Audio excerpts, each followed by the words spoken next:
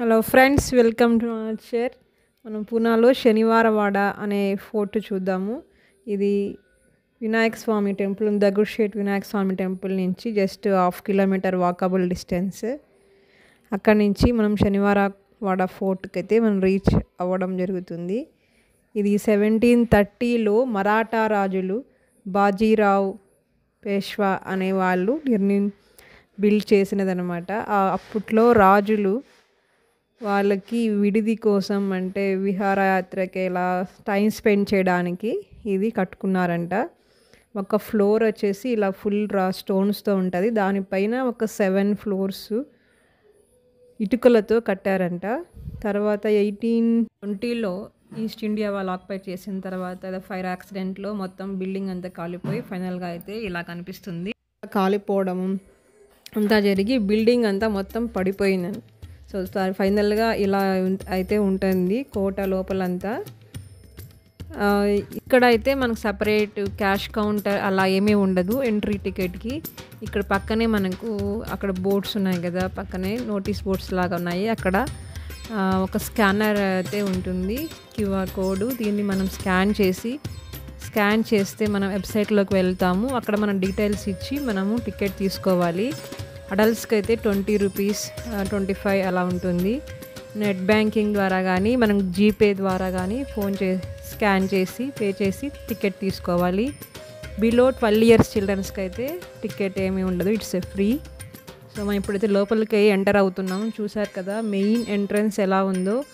Main పెద్ద gate, దానికి gate పైన కూడా చూసారంటే చాలా పెద్దగా సూదులుగా ఉన్నటువంటివి అలా అయితే ఉన్నాయి గేటు పైన. మనము లోపలికి వెళ్ళామంటే చూద్దాము ఎలా ఉంటుందో. సో ఇప్పుడు లోపలికి వెళ్ళిన తర్వాత మనకి రైట్ సైడ్లో అక్కడ టికెట్ చెకింగ్ అంతా అయిన తర్వాత లోపలికి వెళ్తాము. అంతా లోపల గ్రీనరీ అంతా అయితే చాలా బాగా ఉంది మనకి అక్కడ. సో ఇది ఫస్ట్ బాజీరావ్ పేష్వా అనే అతను కట్టించాడంట 1730లో. ఇది ఫస్ట్ ఫ్లోర్ వరకు స్టోన్స్తో ఉంటుంది. తర్వాత అంతా 6 ఫ్లోర్స్ మనకు ఇటుకలతో కట్టించారంట. సో ఆయన బాజీరావ్ చనిపోయిన తర్వాత బాజీరావ్ అనే అతను వాళ్ళ తమ్ముడు ఆయన బాధ్యతలు స్వీకరించాడంట. కొన్ని రోజులు ఆయన పాలించిన తర్వాత ఆయన పెద్ద కొడుకు విశ్వాసరావు అలాగే మాధవరావు ఆయన ఇద్దరు పరిపాలించారు. సో విశ్వాసరావు ఆయన యుద్ధానికి ప్లాన్ చేయడము, ఒక యుద్ధంలో ఆయన చనిపోవడం జరుగుతుంది. ఆ యుద్ధానికి ప్లాన్ చేసిన మాధవరావే అని. కానీ ఆయన ఏమనుకుంటాడంటే, అరే ఆయన ప్లాన్ చేయడం వల్లే వాళ్ళన్న చనిపోయాడు అనేసి ఆయన చాలా దిగులుగా ఆయన కూడా చనిపోవడం జరుగుతుంది. తరువాత వచ్చేసి నారాయణరావు, ఆయన వయసు 14-16 ఇయర్స్ మధ్యలో ఉంటుందన్నమాట. అప్పటికి ఆయన ఈ బాజీరావు తమ్ముడైనటువంటి రఘునాథరావు ఆయన నేను తీసుకోవాలి ఈ పేష్వా ఇదంతా ఆధిపత్యము అనేసి అనుకుంటాడు. ఆ కక్షతో ఆయన నారాయణరావుని చంపడం అయితే జరుగుతుంది అనమాట. అది హిస్టరీ అయితే. సో ఇక్కడ మనం చూసినట్లయితే ఇప్పుడు ఇందాక స్టెప్స్ చూపించాం కదా, అక్కడ నారాయణ్ గేట్, అట్లా డిఫరెంట్ గేట్స్ అయితే ఉన్నాయి. ఇక్కడంతా సెక్యూరిటీ వాళ్ళు కాపలా కాసేది. అక్కడక్కడ చూసారంటే మధ్యలో మనకి చిన్న చిన్న హోల్స్ కనబడుతున్నాయి కదా, అక్కడ గన్స్ పెట్టేసి ఆ కాలంలో అలా సెక్యూరిటీ వాళ్ళు కాపలా ఉండేవాళ్ళు. అది మనం చూసినట్లయితే మనకు అలా అర్థమవుతుంది. చూసారు కదా, ఇక్కడ చిన్న చిన్న హోల్స్ ఉన్నాయి గోడకి.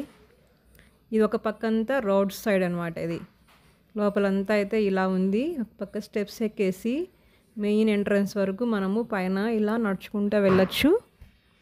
చాలా బ్యూటిఫుల్గా అయితే ఉంది, అద్భుతంగా ఉంది. ఈవినింగ్ అయితే లైట్ షో కూడా ఉంటుందంట 7కి. ఆ టైంలో ఎగ్జాక్ట్గా టైమింగ్స్ అయితే చెక్ చేయాలి.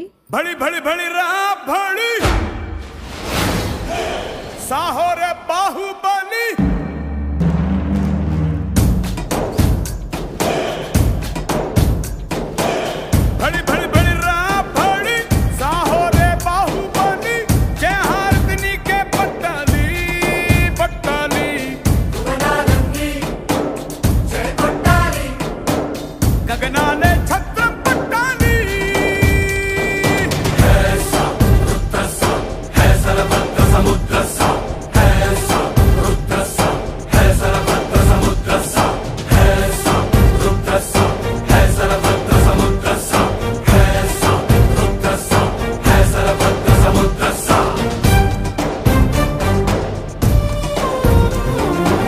కదా, ఇక్కడ స్టెప్స్ అయితే కొంచెం హైట్గా ఉన్నాయి, ఎక్కడమైతే కష్టమవుతుంది. నారాయణ్ గేట్ అక్కడ, ఇంకొకటి గణేష్ అట్లా గేట్స్ అక్కడి నుంచి వస్తే ఇక్కడ వరకు మనము రావచ్చు అనమాట. సో ఇది మెయిన్ ఎంట్రన్స్. ఇంతకుముందు స్టెప్స్ ఎక్కి నుంచి లోపలికి వెళ్ళిన తర్వాత ఇలా ఉంటుంది. మెయిన్ ఎంట్రన్స్లో చూసినప్పుడు మనకు హైట్గా కనిపించింది కదా, అది ఇక్కడ.